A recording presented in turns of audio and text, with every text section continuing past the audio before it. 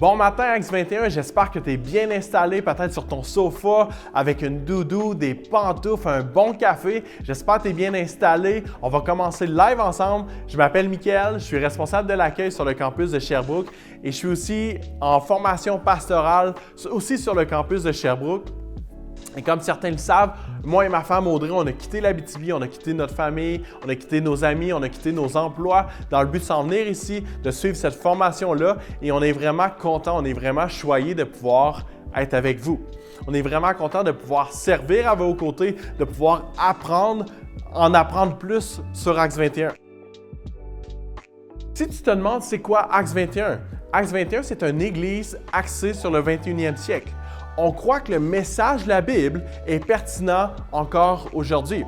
On croit que ce message-là est pertinent pour notre monde, pour notre société, mais aussi pour nous individuellement.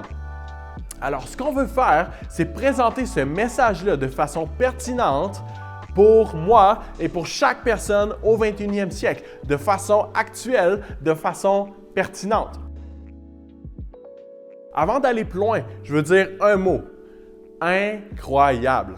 On est déjà en 2022, l'année 2021 est déjà derrière nous, on est déjà en 2022 et je sais que cette année-là va être incroyable. En mon nom personnel, mais aussi au nom de toute l'équipe d'Acts 21, on veut absolument te souhaiter une joyeuse année 2022, une joyeuse, incroyable année 2022.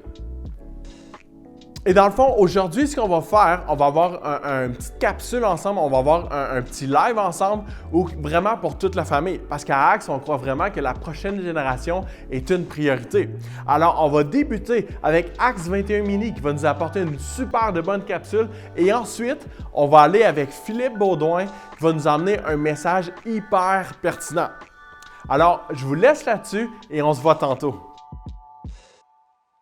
Hey, bon matin les enfants, je suis contente de pouvoir vous reparler à nouveau ce matin. Donc, je m'appelle Myriam. Ce matin, que tu aies 3 ans, 8 ans, 5 ans, 12 ans, peu importe, tu es vraiment le et la bienvenue parmi nous.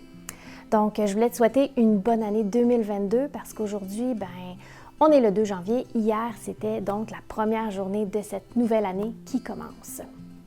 Aujourd'hui, on a la chance de réécouter une autre cabane à Martine ensemble où ça va être ce matin La Mélodie du Roi, qui est un de mes livres préférés. Donc, évidemment, dans ce livre-là, il y a un roi, il y a aussi un prince, une princesse et il y a 3 courageux chevaliers. Ils vont avoir un défi très spécial à relever. Mais je ne veux pas t'en dire trop parce que bientôt Martine va te raconter l'histoire au complet. La seule chose que je veux te dire dans ce livre-là, c'est qu'il y a un père et son fils. Puis quand j'ai écouté l'histoire la première fois, ce que j'ai vraiment remarqué, c'est la relation qu'il y avait entre le père et son enfant. Tu vas voir, ils se connaissent vraiment, vraiment très bien. Puis ça m'a fait penser à ce qu'on parlait la semaine passée, quand on disait que Jésus qui est venu sur la terre nous a permis de connaître Dieu, qui est son Père. Donc, je te lis un autre verset que je trouve vraiment intéressant qui se trouve dans Hébreux 1:3. Le verset dit « Le Fils reflète la splendeur de la gloire divine. Il est la représentation exacte de ce que Dieu est. » C'est quand même un peu compliqué, là. Il y a beaucoup de mots dans cette affaire-là, mais ce que ça nous dit dans le fond, c'est que le Fils, qui est Jésus, c'est la représentation exacte de ce que Dieu est. Une représentation, c'est quoi? C'est une manière de rendre visible quelque chose qu'on ne peut pas voir. Puis dans une autre version de la Bible, ça dit plutôt que Jésus est l'empreinte de sa personne, l'empreinte de la personne de Dieu.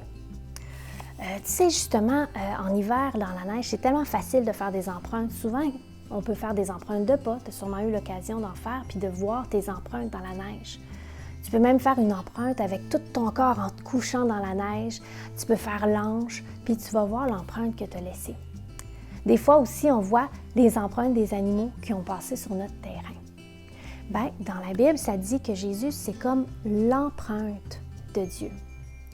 Ça me fait réaliser encore une fois comment c'est précieux de pouvoir connaître le Fils.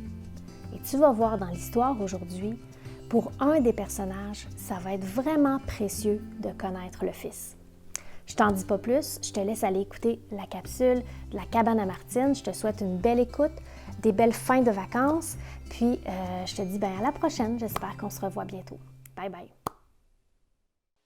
Allô les amis, c'est Martine dans la cabane à Martine. Aujourd'hui, on va lire une histoire vraiment extraordinaire qui se passe là, dans l'ancien temps. Il y a des chevaliers, il y a des rois, une princesse dedans. Vous allez voir, ça va être extraordinaire comme moment. Mais avant, on s'installe bien comme il faut. Hein? On s'assit sur nos deux fesses qui se connaissent. Puis, dans le fond, voici l'histoire qu'on va lire. Ça s'appelle La Mélodie du roi, puis ça a été écrit par Max Lucado. Puis écoutez bien attentivement tout au long de l'histoire. À la toute fin, les parents, les enfants, je vais avoir des questions pour vous, puis vous allez pouvoir en discuter là, ensemble à la maison. Donc, ça y est, on part ça. Ça commence comme ça. Les 3 chevaliers étaient assis autour d'une table et écoutaient le prince parler. Le roi, mon père, a promis de donner ma sœur en mariage au premier d'entre vous qui se montrera digne d'elle. Oh là là! Le prince fit une pause pour leur laisser le temps de saisir toute l'importance de la nouvelle. Il regarda les 3 chevaliers. Ils avaient le visage marqué de ces hommes qui ont parcouru de longues distances et livré de nombreuses batailles. Beaucoup de points communs les rapprochaient. Il n'y avait pas de guerrier plus fort qu'eux dans tout le royaume et chacun voulait épouser la fille du roi.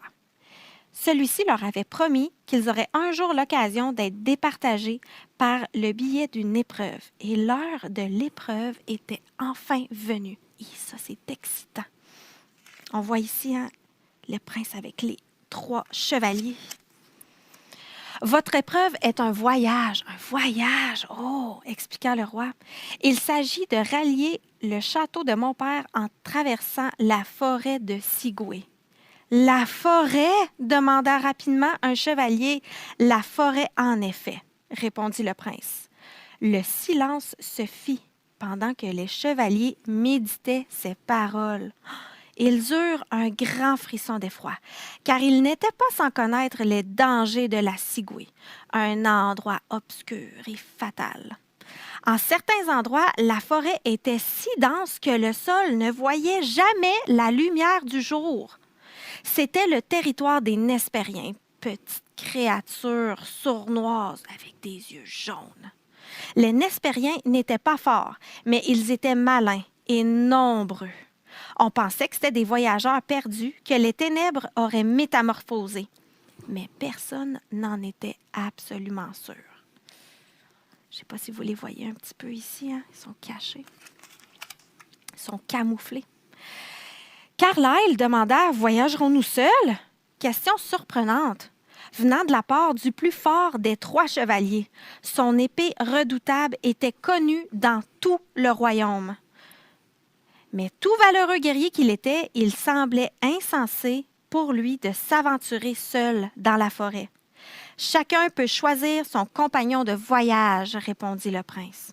« Oh! » Mais la forêt est obscure et les arbres en cachent le ciel. Comment pourrons-nous trouver le château? Cette fois, c'était le tour d'Alon de s'interroger. Il n'était pas aussi fort que Carlyle, mais beaucoup plus rapide. Il était renommé pour sa vitesse qui déconcertait ses ennemis. Lorsqu'il était à ses trousses, il leur filait entre les doigts, sautant par-dessus les murs ou en se faufilant entre les arbres. Mais à quoi bon courir vite si l'on ne sait pas dans quel sens aller? Il réitéra donc sa question. Comment trouverons-nous le chemin? Le prince hocha la tête, plongea la main dans son sac et en retira une flûte en ivoire. Oh, une flûte! Avez-vous déjà joué de la flûte, vous, à la maison? Il n'y en a que 2 comme celle-ci, expliqua-t-il. Celle que vous voyez et l'autre qui appartient au roi.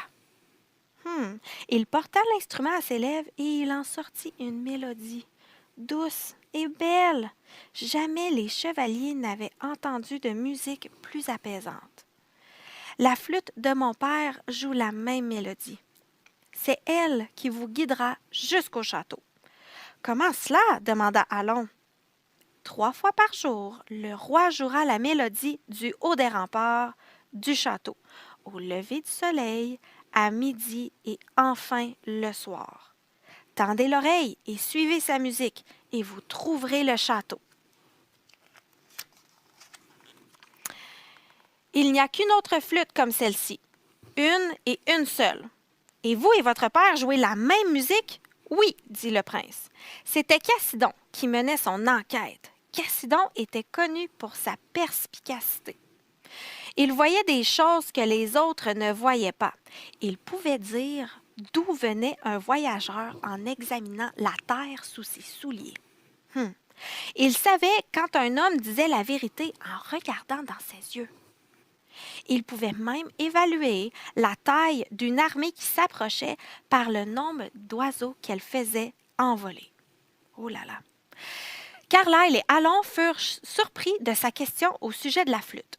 Il allait bientôt en comprendre toute l'importance. Réfléchissez aux dangers et choisissez soigneusement votre compagnon, conseilla le prince.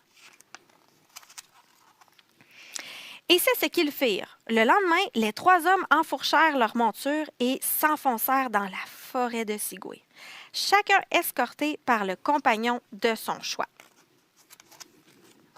Pour les gens qui vivaient dans le château avec le roi, les jours passaient lentement à attendre. Tous savaient au sujet de l'épreuve et se demandaient quel chevalier gagnerait la princesse. 3 fois par jour, la mélodie du roi s'envolait vers la forêt de Sigoué. Et 3 fois par jour, tout le monde interrompait son travail pour l'écouter.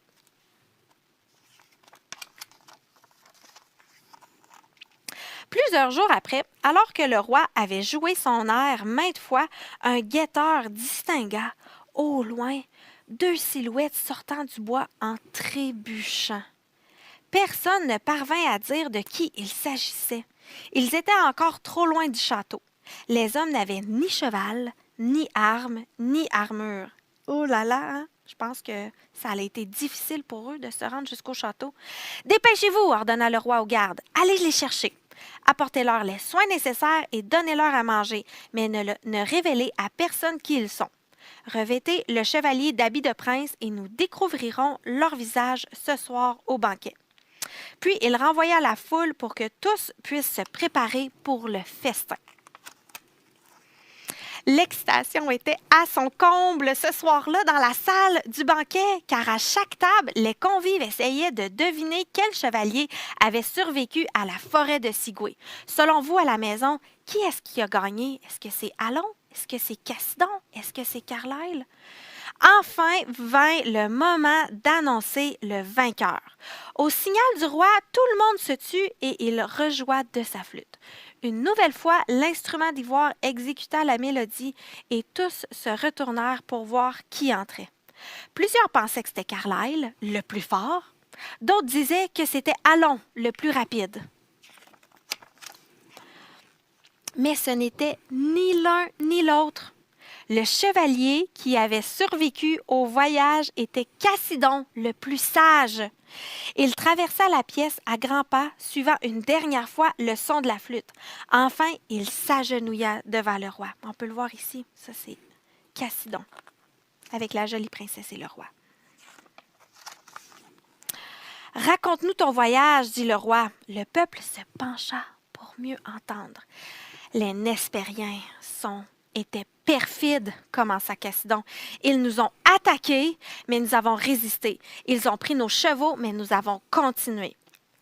Mais ce qui a failli nous perdre était encore bien plus redoutable. Qu'est-ce que c'était? Demanda la princesse. Ils imitaient. Ils imitaient? Demanda le roi. Oui, mon roi, ils imitaient. Chaque fois que l'air de votre flûte entrait dans la forêt, une centaine de flûtes commençaient à jouer. What? De tous côtés, nous étions entourés de mélodies.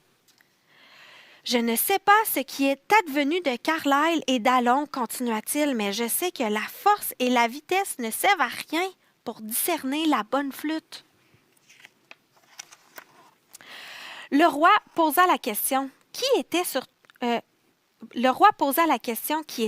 toutes les lèvres. Comment alors reconnais-tu ma mélodie? J'ai choisi le bon compagnon, dit-il en faisant signe à son compagnon d'entrer. De toutes parts, on entendit des cris de surprise. Oh! C'est qui vous pensez? celui qui s'en vient ici.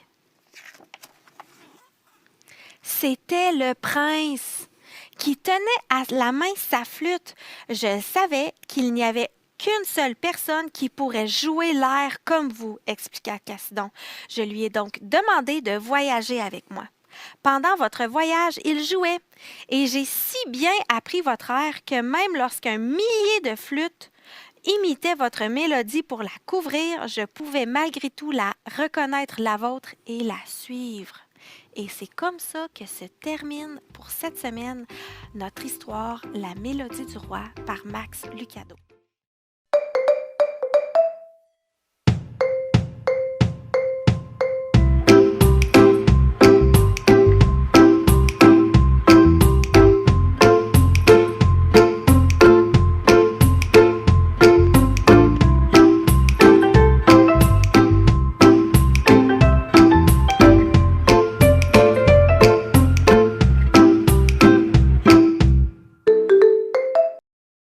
Yes! Salut tout le monde!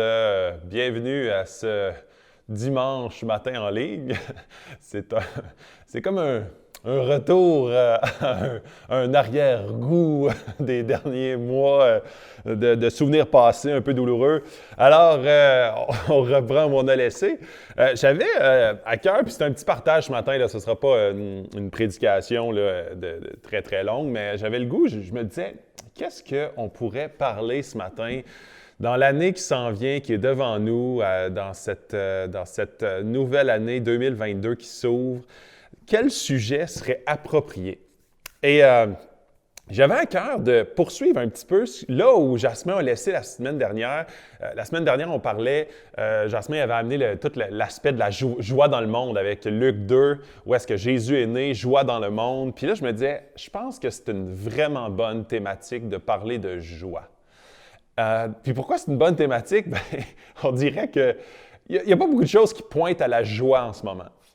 Je rencontre beaucoup de gens, je parle avec beaucoup de gens et c'est rare que les gens me disent « Ah, je suis vraiment joyeux ». En fait, c'est plus l'inverse. Je ressens, il y a quelques semaines, j'ai parlé de l'anxiété puis de justement la paix. Il y a beaucoup d'anxiété, il y a beaucoup de colère, il y a beaucoup même des fois d'amertume, il y a des fois des conflits dans les familles, il y a des fois des épreuves ou de la solitude. Et on dirait que le thème de la joie, c'est un thème qui est récurrent dans la Bible. Puis là, je me disais, quoi de mieux de parler de joie, tu sais, au lieu de parler justement de tristesse, de parler de joie et des promesses qui s'y rattachent. Donc, j'aimerais ça vous partager. Puis ce matin, là, je veux pas parler des mesures, je veux pas prendre position à gauche ou à droite. Je veux vraiment qu'on se sente sur les vérités de la parole de Dieu et qu'ensemble, on puisse fixer nos regards au bon endroit. Puis, dans le fond, depuis en fait 2 ans, on a moins de liberté, moins de relations, moins de rassemblements. On perd des choses, puis on n'aime pas ça. On n'aime pas ça, puis souvent, ça crée quelque chose en nous. Ça crée quelque chose de parfois assez puissant. Il y a des gens qui vont répondre par la colère, il y a d'autres gens qui vont répondre par la tristesse, il y a d'autres gens qui vont répondre par plus l'espèce d'incertitude par rapport au futur.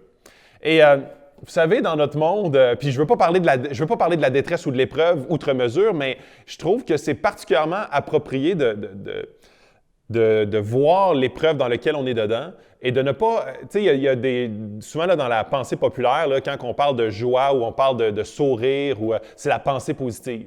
La pensée positive, c'est de penser à des choses positives. C'est de penser à, même des fois, ça frôle le déni des circonstances actuelles. Puis là, on dit, hey, sois joyeux, lève-toi le matin, puis dire, waouh, ça va bien. Et ça, c'est plus le déni. Et dans la parole de Dieu, on voit rarement, on voit pas en fait du tout cet aspect-là de pensée positive. On voit beaucoup plus de se raccrocher aux promesses, que la joie émane de l'intérieur. Puis je vais lire plein de passages, puis je veux quand même qu'on soit conscient de l'épreuve dans laquelle on est dedans, puis l'épreuve, puis de quelle façon, qu'est-ce que ça nous fait vivre, chacun d'entre nous d'une façon différente. Et par là, je veux qu'on puisse, après ça, une fois qu'on a pris conscience de ce que ça nous fait vivre, de quelle façon on peut s'orienter, focusser au bon endroit, quels sont nos voleurs de joie aussi, pour qu'on puisse repérer, parce que chacune des personnes qui écoutent actuellement, chacune des personnes dans l'Église ou à l'extérieur de l'Église, on a tous une prédisposition à certains voleurs de joie auxquels on se raccroche davantage, qui nous volent notre joie. Et il y a 3 types de personnes dans notre monde, ça c'est clair. Il y a du monde qui sont dans l'épreuve actuellement, il y a des gens qui sortent de l'épreuve, puis il y en a des gens qui vont vivre l'épreuve. L'épreuve fait partie de la vie. Quelqu'un qui dit « Non, moi, j'ai pas d'épreuve », souvent c'est quelqu'un qui a appris à nier l'épreuve d'une façon efficace. Mais tout le monde vit une épreuve. Que ce soit une rupture amoureuse, que ce soit de la maladie, que ce soit la perte d'un emploi, que ce soit même une mauvaise journée, qui pour des fois une vraiment mauvaise journée est une épreuve, que ce soit un conflit dans des familles, que ce soit même un conflit avec un bon ami, que ce soit nos enfants, des fois les crises qui se vivent à l'intérieur des familles. On vit tous une épreuve et depuis 2 ans, avec la pandémie en fait a fait ressortir différentes choses et différentes réactions vis-à-vis de l'épreuve. Et j'aimerais ce matin vous parler de j'aimerais prendre plein d'exemples dans le Nouveau Testament. Parce que l'épreuve, là, on a souvent l'impression qu'on passe à travers quelque chose de sans précédent. Quelque chose là, qui ne s'est jamais vu dans l'histoire de l'humanité. Mais quand on regarde comme il faut l'histoire de l'humanité, on voit qu'il y a plein de moments qui étaient sans précédent et qu'il y a des personnes qui vivaient l'épreuve. Puis souvent, quand tu es dans l'épreuve, tu te dis « Wow, j'ai jamais vécu ça toute ma vie, c'est la période la plus sombre que j'ai jamais vécue de ma vie. » Et souvent, on a l'impression que c'est le moment de mon histoire marquante.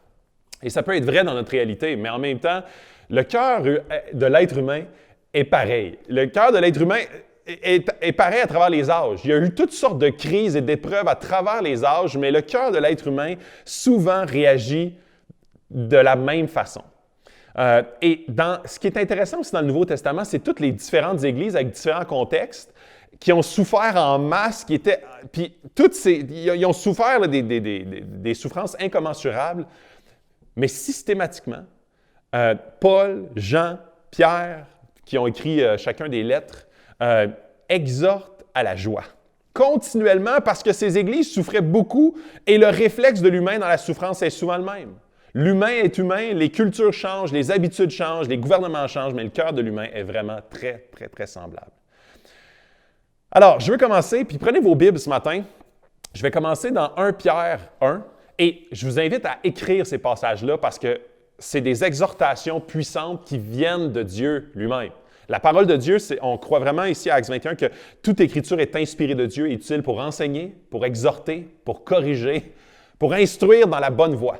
Alors, prenez vos Bibles et prenez ces références-là. J'ai sorti plusieurs passages que je vais vous lire ce matin et que ces passages-là ne puissent pas être juste une prédication, mais puissent être réellement des promesses auxquelles on se raccroche, on se rattache. Et si dans cette semaine, tu as des moments de tristesse, que tu prennes ta Bible, que tu l'ouvres dans ces passages-là, puis tu dis « Dieu, quelles sont tes promesses? À quoi toi tu m'exhortes? » Je veux pas écouter un blog sur Facebook. Je veux pas écouter « Ah, moi, je prends pour la droite, moi, je prends pour la gauche, moi, je prends pour la rébellion, moi, je prends pour la soumission, moi, je prends pour les contre-mesures, moi, je prends pour les anti-mesures. » Non.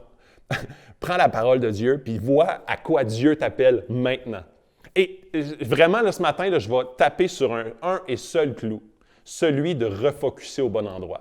Je vois, et moi, je pense que le principal piège de l'Église en ce moment, c'est le défocus de l'Évangile et de Jésus. On se raccroche à une autre religion. Je me fais penser à Jean-Luc Mongrain quand je mets ma main de main. Mesdames et messieurs. Non, OK, on revient. Alors, souvent, ce que je vois, c'est qu'on défocus complètement. On invente une nouvelle religion, soit la religion des pros ou des anti-vax. Puis cette semaine, j'entends, il y a plein de gens qui me disent « Ah ben, t'as pris position d'un bord ou de l'autre. » Puis là, je dis « Non, moi, je suis au milieu, là, tu sais, puis je veux absolument pas prendre position parce que souvent, ça nous défocus. Ça nous amène complètement ailleurs. Puis ce matin, je veux vraiment qu'on prenne la Bible et qu'on dise « Dieu, où est-ce que tu veux qu'on focus en tant que chrétien et en tant qu'Église? » Et ça, c'est vraiment le message et je crois vraiment qu'il faut centrer nos regards au bon endroit. 1 Pierre 1, verset 2. Encore ça, juste en petite parenthèse, tous les passages que je vais lire ce matin sont des passages pris, adressés à des églises dans la grande souffrance. Et quand je dis grande souffrance, je vais en parler un petit peu tantôt de la souffrance qu'ils ont vécue par rapport à la persécution. La persécution de l'Église primitive pendant 2 siècles complets, sous 4 empereurs et gouverneurs différents, était des persécutions qui étaient ciblées, systématiques et cohérentes. Et dans certains pays ou certains plus villes, ces persécutions-là étaient jusqu'à la mort, des fois à l'emprisonnement, des fois la persécution était les martyrs. Néron était particulièrement cruel. Il y a d'autres empereurs qui étaient moins cruels, mais c'était vraiment systématique contre les chrétiens. Donc, ces appels-là ne sont pas faits envers des chrétiens que l'Église roule comme si c'était là, une petite promenade dans le parc. C'est des églises souffrantes. OK? Alors, gardez ça à l'esprit, parce que des fois, comme j'ai dit en introduction, des fois, on a l'impression qu'on vit quelque chose de sans précédent, donc ça nous donne le droit de tout. C'est des chrétiens qui sont souffrants également. Verset 2. « Conformément à la prescience de Dieu, le Père, est conduit à la sainteté par l'Esprit, afin de devenir obéissant et d'être purifié par le sang de Jésus-Christ. Que la grâce et la paix vous soient multipliées. » Commence avec ça. Il dit, conformément à Dieu, sa prescience, la sainteté de l'Esprit, et en étant obéissant, purifié par Jésus-Christ. Ça, en fait, là, c'est la base, c'est la table, c'est comme sur quoi repose notre salut. En fait, là, il vient de décrire c'est quoi un chrétien. C'est ça. Il continue, puis là, il dit, la grâce et la paix vous soient multipliées. Béni soit Dieu, verset 3, le Père de notre Seigneur Jésus-Christ, conformément à sa grande bonté, il nous a fait naître de nouveau à travers la résurrection de Jésus pour une espérance vivante. Il est en train de dire, vous êtes nés de nouveau. Ça, c'est la base de votre joie et de votre salut. Puis là, il va en parler un peu plus loin, là, mais il dit, ça, c'est votre espérance vivante. Elle est vivante, peu importe ce que tu vis dans l'entourage, tu es né de nouveau à travers la résurrection de Jésus. Et ça, là, c'est un appel constant et systématique à refixer nos regards là-dessus. Parce que c'est ça qui dégage notre espérance vivante. Ce n'est pas tout ce qu'on peut vivre autour qui souvent nous fait perdre notre espoir vivant. Mais notre espérance vivante n'est pas dans ce que l'on vit ou dans la facilité de ce que l'on vit ou dans le confort de ce que l'on vit, mais est vraiment dans la puissance de la résurrection de Jésus qui nous a fait naître de nouveau. Verset 4, « Pour un héritage qui ne peut ni se détruire, ni se souiller, ni perdre son éclat, il vous est réservé dans le ciel à vous, qui êtes gardés par la puissance de Dieu au moyen de la foi, pour le salut prêt à être révélé dans les derniers temps. » On est dans les derniers temps. Et c'est intéressant parce qu'il dit, ça, là, cet héritage-là ne peut pas se détruire, ne peut pas se souiller, ne peut pas... Tu sais, puis là, j'entends là, beaucoup de choses. C'est la fin des temps, donc. Et c'est la fin des temps. Ici, là, dans les derniers temps, ça va arriver. Et c'est quoi notre appel en tant que chrétien? C'est de garder la foi dans notre espérance qui ne peut ni se souiller ni se détruire. Peu importe ce qui se passe, peu importe même, puis là, je vais aller un petit peu plus loin, peu importe le contrôle gouvernemental, peu importe les mesures, ton héritage ne peut ni se détruire ni se souiller. Tu es appelé à garder la foi. Tu es appelé à garder le focus sur ton espérance qui est vivante et qui restera vivante, peu importe le demain, peu importe l'année 2022, peu importe l'année 2025, peu importe les 15, 20, 50 prochaines années. Ton espérance ne peut ni se détruire ni se flétrir. Garde la foi. Verset 6. C'est ce qui fait votre joie. Point. Et ça, là, puis là, je vais le relire, OK? Parce que ce texte-là nous dit, il se passe des affaires dans votre Église. Ça chauffe, là. Sûrement que l'empereur essaie de vous chercher pour vous tuer. Je veux te rappeler quelque chose. Jésus n'est pas moins mort pour toi. Ton héritage et ton futur, il est assuré ton éternité est assurée. Ça ne peut pas se détruire, ça ne peut pas se flétrir. Peu importe ce qui arrive, ça ne peut pas se détruire, pas se flétrir. Garde la foi. Ça fait ta joie. Ça fait ta joie. Puis là, tu es comme, ouais, moyen faible. Là. Si moi, je me retrouve en prison, si ma famille se fait décimer, et même si maintenant, je continue le verset 6, là, même si maintenant, puisqu'il le faut, vous êtes pour un peu de temps attristés par diverses épreuves. Et c'est drôle parce qu'il dit, il fait une distinction entre la joie et attristé par diverses épreuves. Puis là, on a l'impression que c'est une contradiction dans le passage. C'est ce qui fait ta joie. Même si maintenant, puisqu'il le faut, vous êtes pour un peu de temps attristés par diverses épreuves. La tristesse momentanée de l'épreuve, parce qu'on n'est pas appelé à être dans le déni, de dire « Oui, je suis heureux et je garde le sourire même si je souffre ». La souffrance n'est pas supposé enlever ta joie. Pourquoi? Parce que ta joie est raccrochée après ton héritage qui ne peut ni se détruire ni se flétrir. Verset 7. « Ainsi, la valeur éprouvée de votre foi, beaucoup plus précieuse que l'or, qui est périssable et que l'on soumet pourtant à l'épreuve du feu, aura pour résultat la louange, la gloire et l'honneur lorsque Jésus apparaîtra.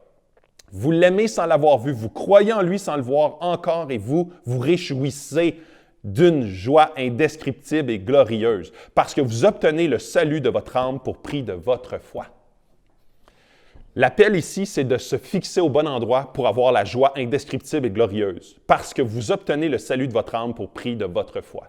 Plus qu'on fixe et plus qu'on se rappelle c'est quoi notre espérance vivante, et plus qu'on se décroche des circonstances actuelles. Notre salut causé par Dieu est le fondement de toute notre joie, et une joie qui ne peut ni se détruire ni se flétrir.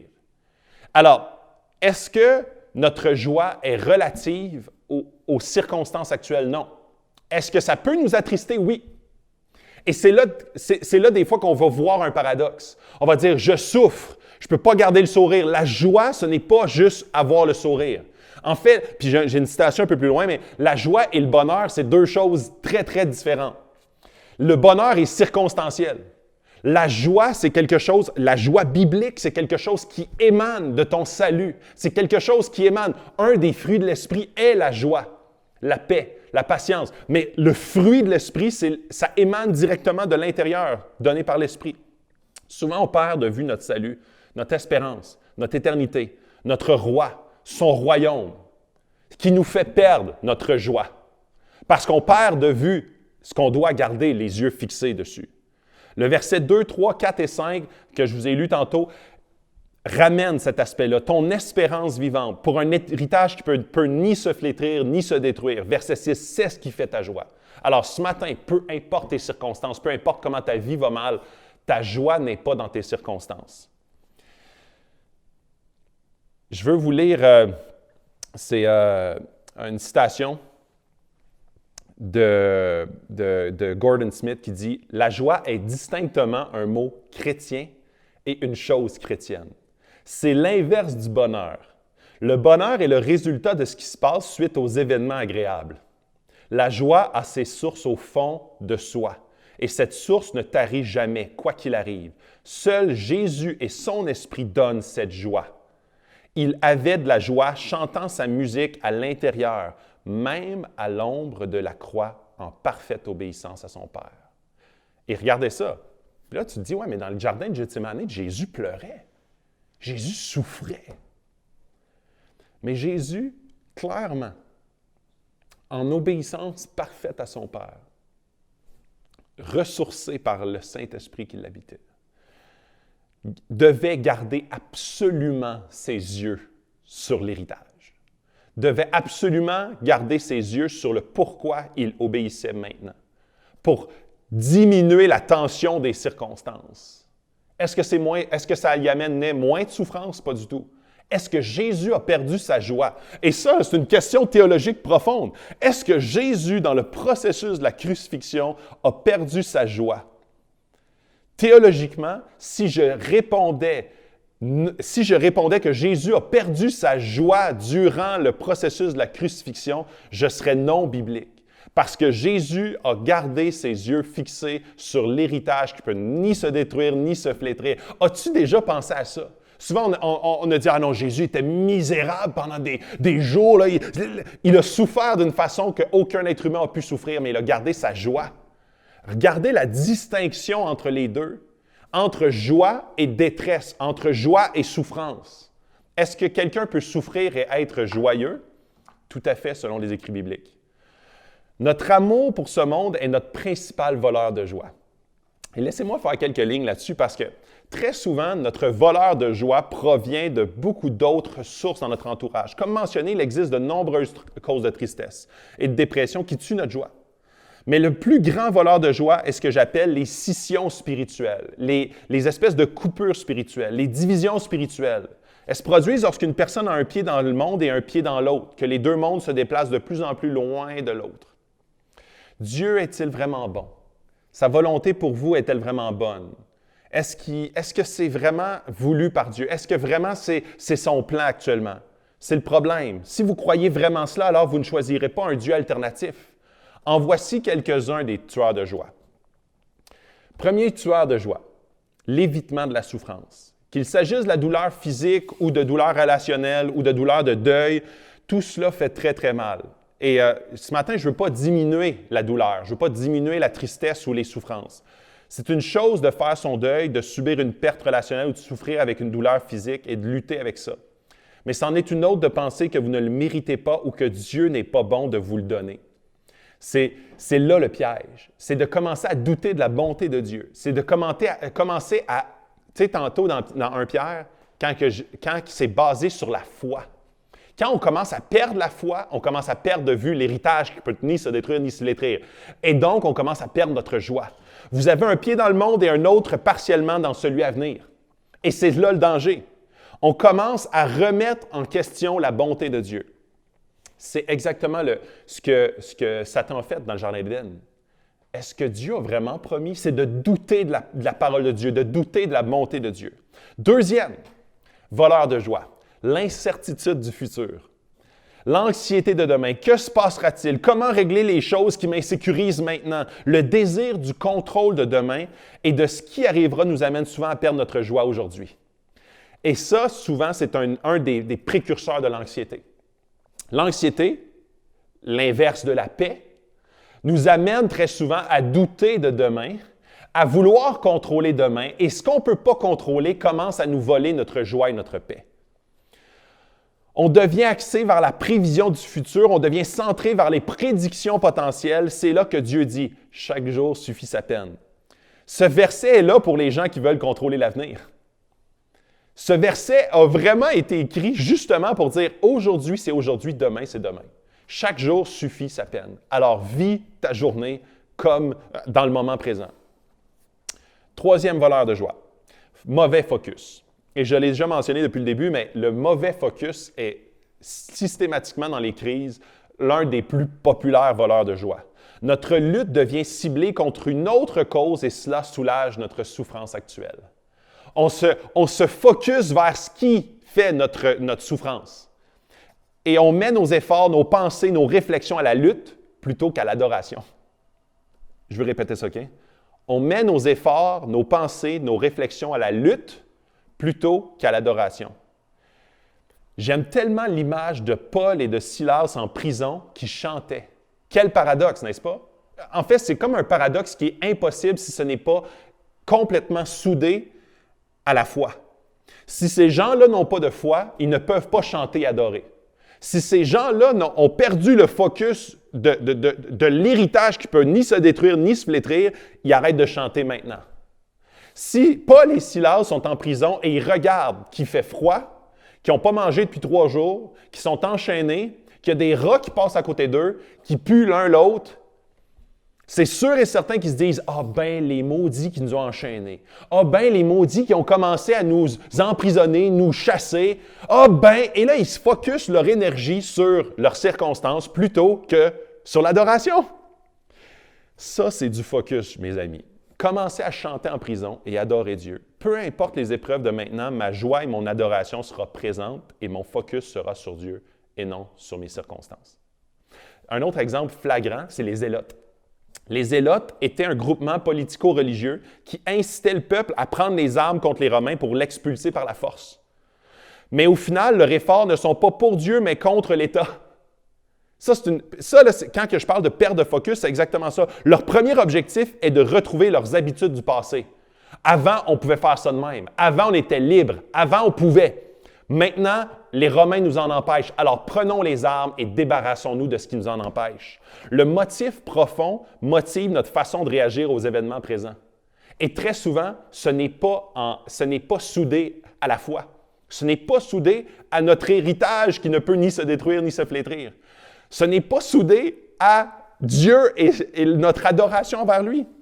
C'est pour ça que c'est assez subtil, le mauvais focus. Parce que très souvent, on a l'impression de se battre pour la bonne cause, mais la bonne cause est souvent de retrouver notre confort et nos habitudes du passé.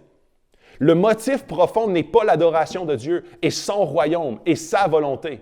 Notre motif profond est de retrouver notre confort du passé. Quatrième voleur de joie, les conflits non résolus. Les conflits non résolus sont souvent ancrés dans l'orgueil et le non-pardon. La crainte de l'autre et d'être blessé à nouveau.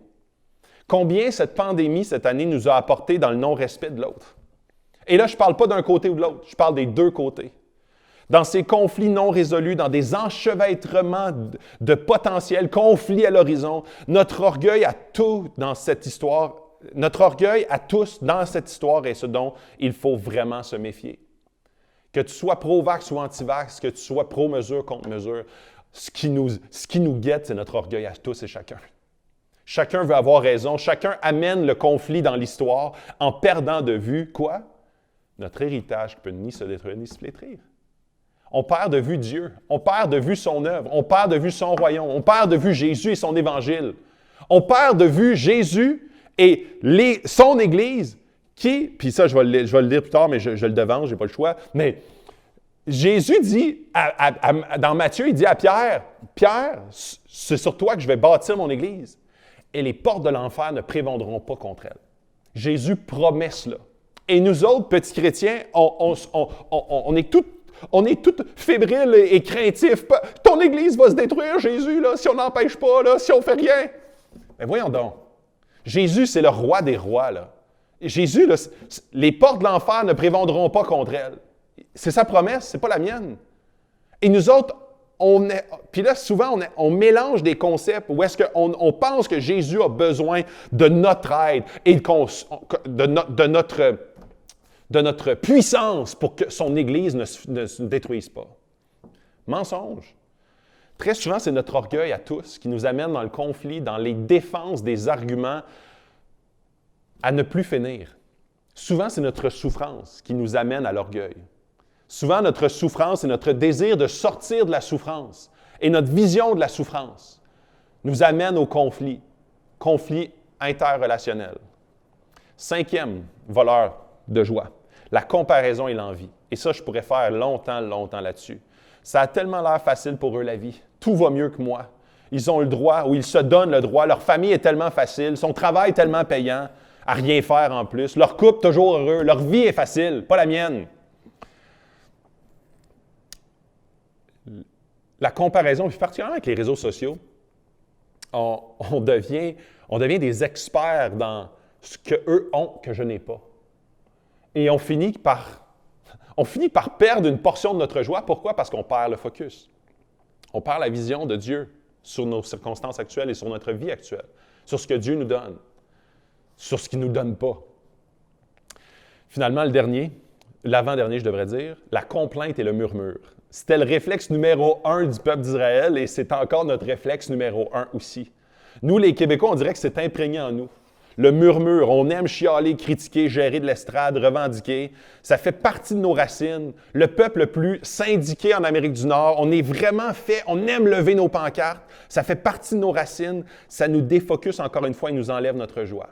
Et je ne suis pas en train de faire un aparté contre les syndicats ou contre les pancartes. Je suis en train de dire que ça fait partie des fois de nos valeurs même profondes de revendiquer, de critiquer. Mais très souvent, ça nous défocus de l'endroit où est-ce que nous, en tant que chrétiens, on est appelés à prêcher. On est appelés à ouvrir la bouche. On est appelés à défendre la veuve et l'opprimé. On est appelés à être des lumières dans le monde des ténèbres. On est appelés à parler, mais pour bâtir le royaume de Dieu et non pas notre royaume. Parce qu'on centre notre attention sur ce qu'on pourrait avoir plutôt que sur ce qu'on a. On aime par la voix être volubile. Est-ce que Dieu nous appelle à être volubile? Dans quelles circonstances il nous appelle à être volubile? Et finalement, le dernier, la fatigue. Voleur de joie finale, la fatigue. Souvent, le prétexte pour notre face de bœuf, notre prétexte pour bien des choses, en fait, prétexte au conflit, au murmure, à notre défocus, à faire ou ne pas faire, à prendre une décision, à ne pas la prendre, la fatigue. Ça devient une espèce de fourre-tout. Ah, je suis fatigué, donc j'ai le droit. Et ça, puis je vais les poster sur la communauté là, pour qu'on puisse se les rappeler, les différents voleurs de joie, mais c'est un appel. Puis quel est ton voleur de joie, toi? Quel est l'élément qui te fait perdre ta joie? Je veux te lire encore, en terminant, quelques versets dans 2 Corinthiens 8, donc à l'Église de Corinthe. C'est Paul qui écrit à l'Église de Corinthe, une Église souffrante encore une fois. « Par ailleurs, frères et sœurs, nous vous faisons connaître la grâce que Dieu a accordée aux églises de la Macédoine. Au milieu même de la grande épreuve de leur souffrance, leur joie débordante et leur pauvreté profonde les ont conduits à faire preuve d'une très grande générosité. » Encore une fois, tantôt c'était Pierre, maintenant c'est Paul. Il parle à deux églises différentes. Et là, il dit, vous êtes une église qui est dans la grande souffrance, mais vous avez une joie débordante. Il les exhorte, mais il les encourage aussi parce qu'il voit leur joie débordante au cœur de la grande souffrance. Et moi, je trouve ça tellement inspirant. Une église au cœur de la Macédoine qui souffre, mais qui a une joie débordante. Pourquoi? Parce qu'ils gardent le regard sur Jésus. Les chrétiens de la Macédoine ont beaucoup à nous apprendre sur la vie chrétienne. Au cœur de la souffrance. On pense souvent que ce qu'on vit actuellement est sans précédent. Alors, on a le droit de tout faire. On a le droit de faire toutes sortes de choses qui, normalement, on ne se permettrait pas, mais là, on a le droit parce que ça ne s'est jamais vu. Je peux me permettre d'être en conflit, de défendre mon point de vue jusqu'à ce que, 3 petits points. Je peux me permettre de manquer de respect, de déroger de certaines valeurs profondes ou tout simplement d'être malheureux parce que c'est la pandémie. Je peux me permettre parce que c'est sans précédent. Tantôt je parlais, Néron a persécuté les chrétiens des dizaines d'années. Le mot persécution, en fait, qui était un mot anodin, qui était juste une poursuite judiciaire, est devenu associé à la persécution chrétienne parce que c'était universel. C'était une politique d'intolérance religieuse cohérente et systématique. En fait, la persécution s'est poursuivie 200 ans parce que poursuivie par Domitien, Trajan, Marc Aurèle et plusieurs autres. Et ça, Paul s'adresse à cette Église-là, à ces Églises-là, dans Jacques. Jacques, encore une fois, un autre auteur qui s'adresse à une autre Église. « Mes frères et sœurs, considérez comme un sujet de joie.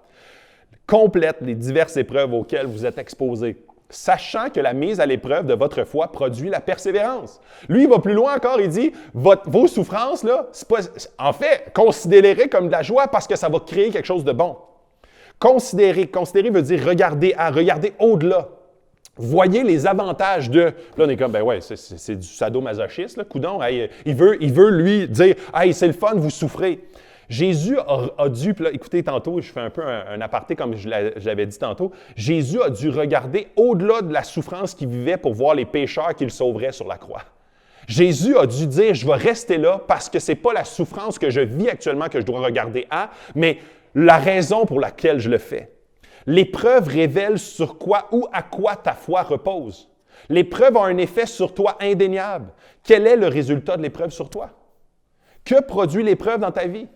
Moi, l'épreuve souvent me défocus, m'instabilise, me crée des sentiments négatifs jusqu'au moment où Dieu vient me le faire prendre conscience. Je dois me repentir dans ces moments-là et je sens sa main, sa paix, sa joie revenir. Les épreuves n'ont plus la même emprise sur ma joie, n'ont plus la même emprise sur ma paix.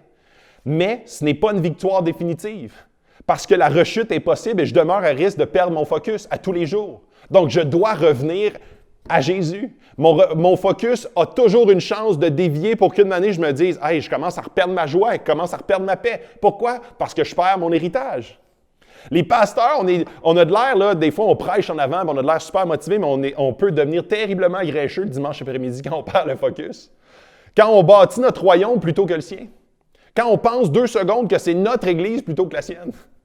On perd du monde, on perd le droit de se rassembler, on est limité dans les salles qu'on ne peut plus se réunir, on va perdre encore plus de monde, il y a du monde qui vont être frustrés, l'Église va s'éteindre.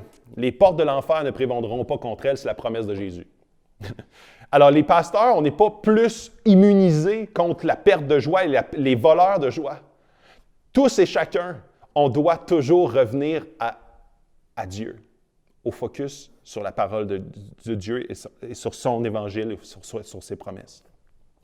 Je trouve ça beau parce que dans Jean 3, Jean 4, c'est Jean, il dit, lui, il parle de sa plus grande fierté. Il dit, « Je n'ai pas de plus grande joie que d'entendre que mes enfants marchent dans la vérité. » Ça devrait être aussi la joie d'un pasteur ou d'un parent, de savoir que mes enfants ou que les gens dans l'Église, que les chrétiens marchent dans la vérité.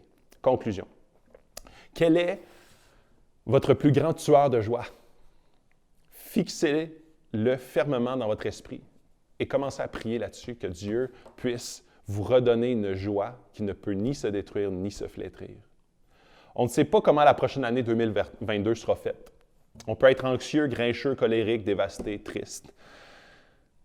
À l'approche de cette nouvelle année qui commence, et on peut vivre chaque jour avec un focus renouvelé sur lui plutôt que sur nos circonstances. On peut relire les promesses de Dieu jour après jour. On peut relire les passages et méditer sa parole pour réaffirmer nos pas. Il faut, comme le bon soldat, reprendre courage autour de la cause de Jésus, notre vrai espoir. Il faut laisser le Saint-Esprit nous enseigner sur les mensonges qui ont commencé à prendre racine dans nos vies durant les 2 dernières années, dans nos cœurs qui ont commencé ou complètement volé notre joie aujourd'hui.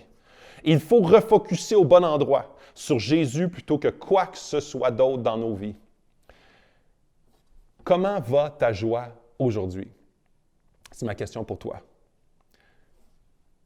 Et je te demanderai la question, pourquoi elle est au niveau où elle est aujourd'hui? Vous savez, il y a une illustration que je trouve particulièrement puissante.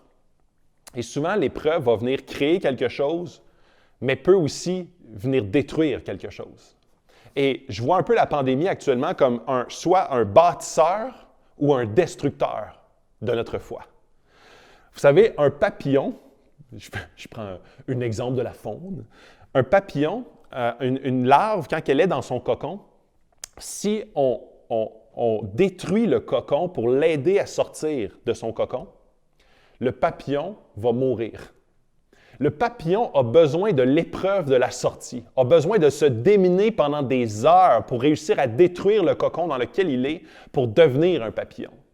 Et je trouve tellement que la pandémie actuellement fait exactement la même chose. Il y a des gens qui, cette épreuve, ils vont la vivre et ça va renforcer leur foi et leur focus sur le vrai héritage qui ne peut ni se détruire ni se flétrir. Et il y en a d'autres que littéralement, ce cocon-là va les paralyser, les détruire leur foi, les endormir, les rendre littéralement stériles. J'aimerais vous interpeller parce que dans le mois de janvier, on va commencer un jeûne et prière de 21 jours. Et je crois sincèrement que notre Église a besoin de se refocuser à travers le jeûne et la prière. On a besoin de se refocuser sur Jésus et sur rien d'autre. On a besoin de prier, d'être en connexion avec son esprit. Je vais aussi vous partager une prière de repentance. Parce que je crois sincèrement qu'on a besoin de se repentir de comment est-ce que notre joie réside dans d'autres choses qu'en lui. On a besoin de vraiment faire appel au Saint-Esprit pour qu'il vienne ressourcer notre joie, venir refocuser notre vision sur notre salut qui est scellé par son Esprit. Et on a besoin en tant que chrétien que notre joie ne soit pas dépendante des circonstances dans lesquelles on vit. Donc, j'aimerais prendre un temps pour finir en prière. Et par la suite, on va passer. Je vais aussi, une dernière chose, je vais poster aussi sur la communauté 3 plans YouVersion sur la joie. Parce que je crois qu'il n'y a pas de meilleure façon que que Dieu produise en nous cette joie-là.